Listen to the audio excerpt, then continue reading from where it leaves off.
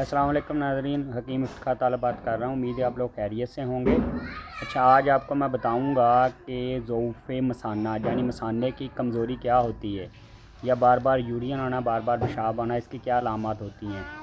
अगर तो आपको दिन में 8 से 10 बार पेशाब आता है तो भी आप ज़ौफ़े मसाना के मसाइल का शिकार हैं, और अगर आपको रात में 2 से 3 दफ़ा पेशाब आता है फिर भी आपके साथ ये मसला है। और दूसरा, अगर आपका पेशाब पे कंट्रोल नहीं है, आप पेशाब को रोक नहीं सकते, बिला इरादा आपका पेशाब निकल जाता है, फिर भी आपको ज़ौफ़े मसाने की कमज़ोरी का मसला है।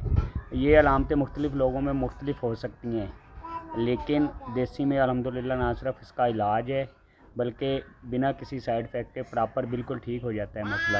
उम्मीद है आपको मेरी वीडियो पसंद आई होगी। अल्लाह ताला आपको सेहत तंदुरुस्ती दे। दुआ में याद रखिएगा। ओके, अल्लाह हाफ़िज़।